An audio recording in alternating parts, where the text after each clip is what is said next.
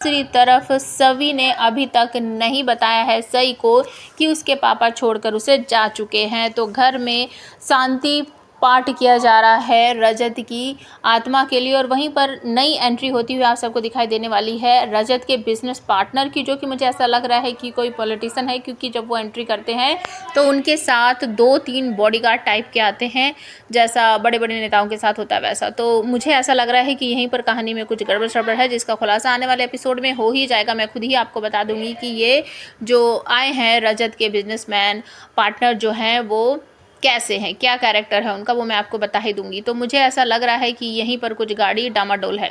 तो वो घर पर आकर सभी का साथ देते हुए नजर आते हैं। तारा बहुत बुरी तरह से भड़कती है कि इसी की वजह से ये सब कुछ हुआ है। रजत की माँ भी कहती है कि अगर ये यहाँ पर नहीं आती, पुलिस की नौकरी करने की जिद ना करती, तो आज मेरा बेटा मेरे साथ होता। लेकिन यहाँ पर वो सभी का साथ देते हैं और कहते हैं कि बस जो हो गया ठीक है, उसे भूल जाइए। और रजत से सभी इतना सारा प्यार करती थी, तो सबसे ज़्यादा दुख तो उसी को है। और सभी तुम भी अपने आप को संभालो, और तुम इस घर की अब करता धरता तुम ही हो। एक तरह से कहूँ तो इस घर की मैं कहूँ तो कि इस घर का जो होता है ना आदमी, घर को चलाने वाला, वो तुम ही हो। इस तरह से कहता हुआ आप सबको नज़र आएंगे वो तो।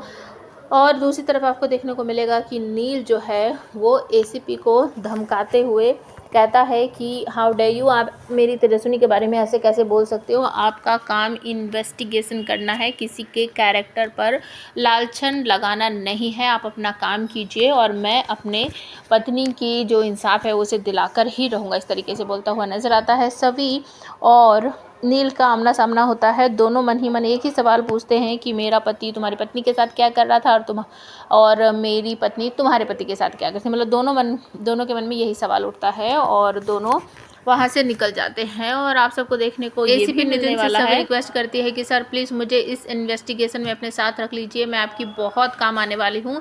लेकिन एसीपी नितिन मना कर देते हैं कि मुझे तुम्हारी कोई ज़रूरत नहीं, मैं अपने आप इस केस को संभाल लूँगा। फिर दूसरी तरफ आपको ये भी देखने को मिलेगा कि ऋतुराज नील के कमरे में आएगा, उसको समझाने की कोशिश करेगा, अपना पक्ष क्लियर करने की कोशिश करेगा कि मेरे भाई तुझे क्या हो गया, तू अचानक से ऐसा कैसे बदल गया है। तेजस्विनी चली गई है इस दुनिया से, तो उसके साथ जो कुछ हुआ उसमें मेरा क्या हाथ है। तूने तो मेरा गला ही दबा दिया था भाई। मुझे तो अच्छी तरीके से पता है कि तेजस्विनी के साथ जो कुछ हुआ उसमें मेरी जरा सी भी गलती नहीं थी। तो नील यहाँ पर पलट कर जवाब देता है, मुझे अच्छी तरीके से पता है किसकी गलती थी और किसकी गलती नहीं थी।